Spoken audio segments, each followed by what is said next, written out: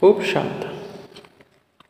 প্রিয় দর্শক মণ্ডলী, আমি পান, সুপারি আর সাথে চুন খাচ্ছি রে ভাই। অনেকে বলছেন আমাকে যে জর্দা খানি হারাম, আপনি আলেম হয়ে কেন জর্দা খান? আমি জর্দা খাই না রে ভাই, আমি পান, সুপারি, চুন খাচ্ছি। সম্মানিত প্রিয় দর্শক মণ্ডলী, দেখেন, শেখ রবিনী ফারহানা, পিনাকি সাহেব শেখ রবিনী ফারহানার সব তত্ত্ব আজ খোলামেলাভাবে ফাঁস করে দিয়েছেন। আমি পিনাকি সাহেবকে হাজারো ধন্যবাদ জানাই এই সত্য কথা তিনি বলার জন্যে। আসলে শেখ রবিনী ফারহানা এরা হচ্ছে মুখোশধারী আওয়ামী লীগের দালাল। এরাই দেখবেন কিছুদিন পর আবার আওয়ামী লীগকে এই দেশে ফিরিয়ে আনবে।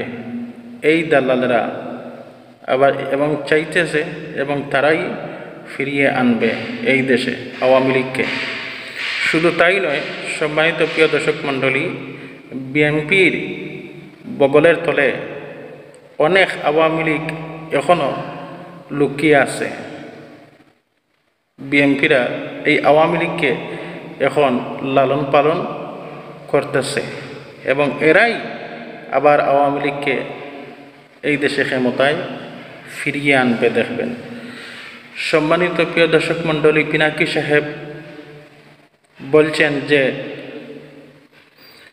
শেখ রবিনী ফারহানা তিনি এই 16টা বছর কীভাবে নিরাপদে ছিলেন, এর বাস্তব প্রমাণ হলো তিনি সুযোগ পেলেই রবিনী ফারহানা শেখ পরিবারের প্রশংসা করতেন এবং শেখ হাসিনার দালালি করতেন। এমনকি ওনার পুরো পরিবার, ওনার পিতা মাতা সহ সবাই আওয়ামী লীগ করত এবং ছাত্রলীগের দালালি করত। এরা হচ্ছে মুখোশধারী বিএনপি, এরা মূলগত আওয়ামী লীগের দালাল। কিন্তু ভিডিওতে আমরা দেখি কি বড় বড় কথা বলে, সাংবাদিকের সামনে এসে বিএনপির নাম ধরে।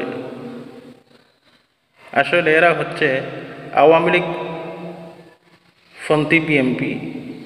তাই তো পিনাকি সাহেব নাম দিয়েছেন রবিনী ফারহানাকে শেখ রবিনী ফারহানা। এদের কাছ থেকে ভালো কিছু আপনারা পাবেন না। এদের মধ্যে দেশপ্রেম বলতে কিছুই নেই। এদেরকে দেশের বাইরে নয়, কারাগারে রাখা উচিত এদেরকে। এরা দেশের শত্রু, জাতির শত্রু। যাই হোক, সবাই সুস্থ থাকেন, ভালো থাকেন। আসসালামু আলাইকুম।